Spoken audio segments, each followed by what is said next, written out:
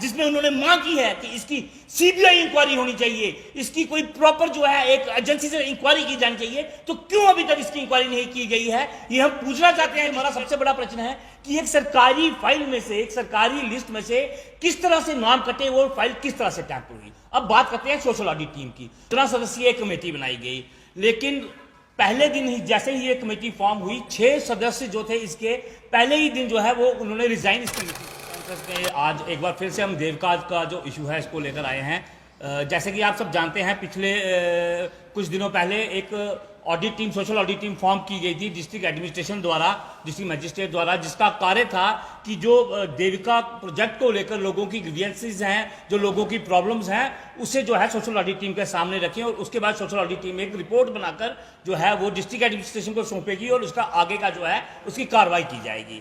सबसे पहली बात, ये सोशल ऑडिट टीम जो थी, जब ये सोशल ऑडिट टीम बनाई गई तो ये 15 सदस्यीय कमेटी बनाई गई, लेकिन पहले दिन ही जैसे ही ये कमेटी फॉर्म हुई, 6 सदस्य जो थे इसके पहले ही दिन जो है वो उन्होंने रिजाइन इस कमेटी से कर दिया। उसके बाद एक बहुत हैरानगी भरी बात है कि जब ये कमेटी फॉर्म हुई थी, इस लिस्ट में कुछ ऐसे नाम थे जिनको टैंपर कर एक सरकारी पेपर पर जब एक कमेटी फॉर्म होती है, उसे टैंपर करना एक बहुत बड़ा क्राइम है, लेकिन उसे टैंपर कर उसे उसमें से 2 नाम जो हैं वो काट दिए गए। उनमें से एक नाम जो हमारे टीम के मेंबर जो हैं, आरटीआई सोशल एक्टिविस्ट जो है रोहित पाता जी, एक नाम उनका था, क्योंकि देवका को मुद्दे को उन्होंने काफी मुखर रूप से उठाया, उनका नाम वहां से काट दिया गया। एक ये हमारा सबसे बड़ा प्रश्न है कि एक सरकारी फाइल में से, एक सरकारी लिस्ट में से किस तरह से नाम कटे, वो फाइल किस तरह से टैंपर हुई। अब बात करते हैं सोशल ऑडिट टीम की।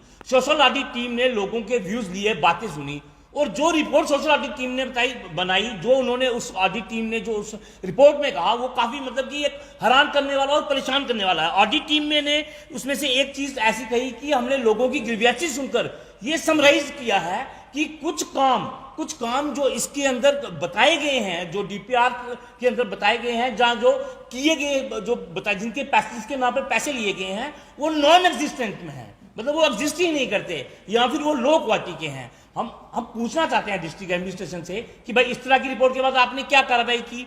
एक उन्होंने इसमें सबसे बड़ी जो उन्होंने बताया इसमें कि सोशल ऑडिट टीम जो इन्होंने बनाई थी, उसने जब अपना जो पूरी रिपोर्ट जो है डिस्ट्रिक्ट एडमिनिस्ट्रेशन को सौंपी, उन्होंने इस जो रिपोर्ट है उसमें इन्होंने पाया कि जो काम इतनी बुरी तरीके से हुआ है, इतना गलत तरीके से ये काम हुआ है कि वो ये बता पाने में मुश्किल है कि आखिर वो किस चीज का यहाँ पर जो है विश्लेषण करें। तो इतनी परेशान वो सोशल ऑडिट टीम हुई कि अपनी रिपोर्ट सबमिट करने के तुरंत बाद पूरी ऑडिट टीम ने रेजिग्नेशन दे दिया अपना, they tender their resignation to DM.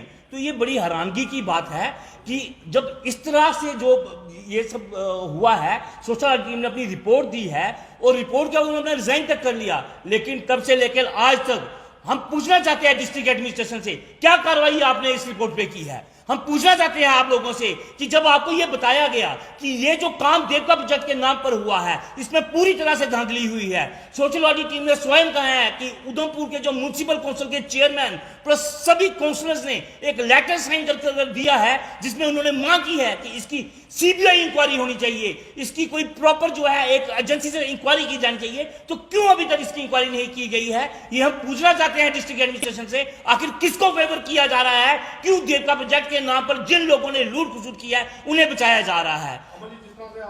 ये तो साफ साफ है कि भाई इतना कुछ होने के बाद जब एक सोशल ऑडिट टीम आपने खुद फॉर्म की है, उसे कोई अमन शर्मा ने नहीं बनाया, उसे कोई महेश मलाथिया ने नहीं बनाया, उसे रोहित पात्रा ने नहीं बनाया, उस सोशल ऑडिट टीम को डिस्ट्रिक्ट एडमिनिस्ट्रेशन ने बनाया। तो जब डिस्ट्रिक्ट एडमिनिस्ट्रेशन ने आपको रिपोर्ट दी है तो आपने उस पर कार्रवाई नहीं की, इसका साफ साफ मतलब है कि आप कुछ लोगों को बचाना चाहते हैं, आप पर कोई पॉलिटिकल प्रेशर काम कर रहा है। मैं आप लोगों को बताना चाहूंगा, इतना ही नहीं, इस ऑडिट टीम के सामने जो हम लोगों ने जो सवाल रखे हैं, हमारे जो बड़े भाई रोहित पात्रा जी ने उन्होंने सवाल रखे हैं, इसके बाद उन्हें जान से मारने की धमकियां मिल रही हैं। कई बार उन्होंने जो है डिस्ट्रिक्ट एडमिनिस्ट्रेशन से सिक्योरिटी की मांग की, लेकिन आज तक उन्हें सिक्योरिटी नहीं दी गई। हम पूछना चाहते हैं कि क्या डिस्ट्रिक्ट एडमिनिस्ट्रेशन किसी के प्रेशर में आकर हम जैसे लोगों को दबाना चाहती है, हमें मरवाना चाहती है। ये एक बहुत बड़ा विषय है। देवका का जो सवाल है, जो छोटा सवाल नहीं है, ये बहुत बड़ा सवाल है। 200 करोड़ लगभग का प्रोजेक्ट जो उधमपुर के अंदर आया, आज से पहले इतना बड़ा प्रोजेक्ट उधमपुर के अंदर नहीं आया था। हम मानते हैं कि इस तरह का प्रोजेक्ट उधमपुर के अंदर मिला,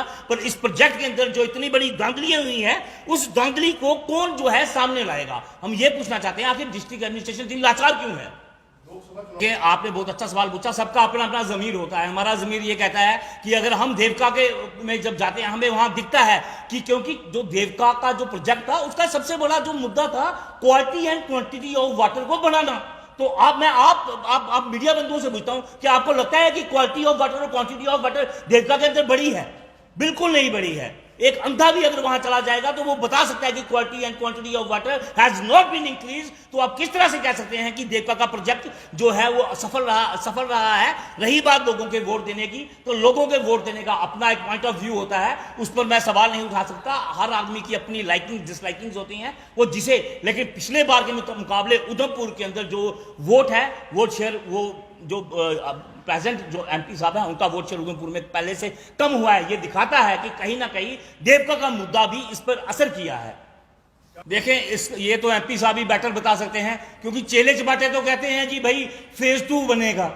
हम कहते हैं आप फेज 1 का काम कर दीजिए, आप फेज 1 का काम पूरा कर दीजिए, फेज 2 अपने आप हम देख लेंगे बाद में। आप देवका में जाके देखें, वहां एक बोर्ड लगा है देवका थीम पार्क।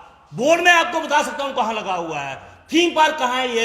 ये मैं मीडिया बंधुओं को बोलूंगा कि आप ढूंढ के बताइएगा कि वो थीम पार्क कहां है। तो इससे साफ दिखता है कि देवका के काम के अंदर बहुत बड़ा घोटाला हुआ है। इसकी सीबीआई जांच होनी चाहिए, इसकी इन्वेस्टिगेशन होनी चाहिए, और देवका के जो कल्प्रिट्स हैं, चाहे वो कोई भी हो, किसी भी लेवल पर हो ना, चाहे वो यूईडी डिपार्टमेंट हो, चाहे वो ब्रिज गोपाल कंपनी हो, चाहे कोई मंत्री हो, चाहे कोई संतरी हो, किसी को बख्शा नहीं जाना चाहिए और सबको जो है कटघरे में खड़ा करना चाहिए।